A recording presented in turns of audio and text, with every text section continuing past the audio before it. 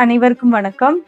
இந்த வீடியோல நம்ம என்ன பார்க்க போறோம்னா, இப்போ தமிழ்நாட்டுல பரபரப்பா போயிட்டு இருக்க ராசா அவங்களோட ஆடியோ பத்தி தான் இப்ப நம்ம பார்க்க போறோம். அதுக்கு முன்னால ராசா அவங்கள பத்தி பார்த்துட்டு வந்துருவோம். இப்போ டிஎம்கேல நீலகிரி தொகுதியில எம்பி ஆயிருக்க ராசா ஒரு காலத்துல மத்திய அமைச்சரா இருந்தாரு. அது எந்த துறைனா தொலைத்தொடர்பு துறை. அப்பதான் 1,75,000 கோடி ஊழல் பண்ணதா சிபிஐ விசாரணை நடந்துச்சு. மேலும் விசாரணை நடத்திய சிபிஐ இந்த தொகைக்கும் கலைஞர் டிவிக்கும் சம்பந்தம் இருக்குன்னு சொல்லிட்டு கண்டுபிடிக்கிறாங்க. கண்டுபிடிச்சு போகும்போது 20% ஷேர் ஹோல்டரா இருக்க கனிமொழி அவங்கள வந்துட்டு அரெஸ்ட் பண்ணி திகார் ஜெயில வைக்கிறாங்க. அதுக்கப்புறம் ராசா அவர்கள் வந்துட்டு கோர்ட்டுல வாதாடி வெளியில வந்துடுறாரு. வெளியில வந்ததும் அப்பவே டிஎம்கே தலைமையை வந்துட்டு கைப்பற்றணும்னு நினைச்சிட்டு இருந்திருக்காரு. இப்போ இந்த ஆடியோ மூலமா என்ன தெரிய வருதுன்னா, திமுகவை அழிக்கிறதுக்கு வெளியில இருந்து யாரும் வர தேவையில்லை, உள்ள இருக்க எம்பி எம்எல்ஏ மந்திரிகளே போதும் அப்படின்றது இந்த ஆடியோ மூலியமாவே தெரிய வருது. அது எப்படிப்பட்ட ஆடியோன்றது நீங்களே கேட்டு வந்துருங்க.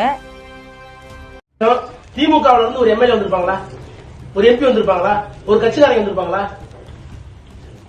நான் அரசாணை 2 மாசம் கழிச்சு கனிமொழி உள்ள வருது. அது வரைக்கும் நீலகிரி உட்பட எத்தனை பேர் வந்து பார்த்தாங்க? என் மனநல ஜெயிலுக்குள்ள எப்படி இருந்திருக்கும்? என் வீட்டுல ஏதாவது எடுத்தீங்களா? கலைஞர் டிவி போச்சு பணம். அதுக்கு மேல நான் சொல்ல விரும்பல. என் வீட்டுல ஏதாவது சிபிஐ எடுத்தானா? யாரும் என்ன தாக்க வந்தீங்களா? நான் வந்து ஒன்ன சொல்லப்பா. திமுக ரெப்ரசன்ட் யாராவது தலைவர் வந்து துறைமுறை அனுப்பிச்சு வச்சாரா? ஒரு அமைச்சர் வந்தீங்களா? தலைமைக்கு வந்து வரணும். நீங்க சொந்த பாசத்துல ரயில இருந்திருப்பீங்க. அண்ணனோட பழம் கேளுங்க. நாங்கெல்லாம் வந்தோம் கனிமொழி வந்தது பாடு எல்லாம் படையெடுத்து எல்லா மந்திரி வருது. எனக்கு தெரியாதா? ஆனா அந்த 2 மாசத்துல என்னுடைய மனநிலை எப்படி இருந்திருக்கும்? நான் பஸ்ஸா இருந்தா என்ன இருக்கும்? அழகிரி ஒரு நாள் வராது. ஒன்னும் ரகசியம் இல்ல. அழகிரி வந்து கனிமொழி அரசாணை கொடுப்பாரு.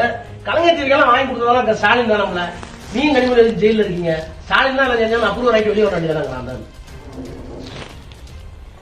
சோதனைகள் எப்பெல்லாம் வருதோ அப்பெல்லாம் சொல்றேன், தயவு பண்ணி அரசியல்ல, அதுவும் நம்ம பதவியில இருந்துட்டோம், கொஞ்சம் ஹீட்டை தாக்கு பிடிங்க, படபடன்னு போகாதீங்க. உங்களுக்கு இதோட எதிராக முடிஞ்சு போச்சு சொல்ல முடியாது. நான் இருக்கேன் பண்றேன், எல்லாம் பண்றீங்க, சொல்றது எல்லாம் இப்ப கேட்கறேன். நான் சொல்றது கொஞ்சம் உச்சகட்டத்துல போகாத ஒட்டுமொத்த சமுதாயத்துக்கு பதில் சொல்லணும்னு கேட்கிறார். வேற ஒண்ணும் தலைவராக எந்த தகுதி இல்லை. நான் சொல்றேன், ஓய்வுக்கு தலைவராக எந்த தகுதி இல்லைங்க. எப்படி தொண்டை மதிக்கலாம் தலைவர் சொல்லும் போது? தொண்டை நடக்காம நீங்க என்ன தலைவர்?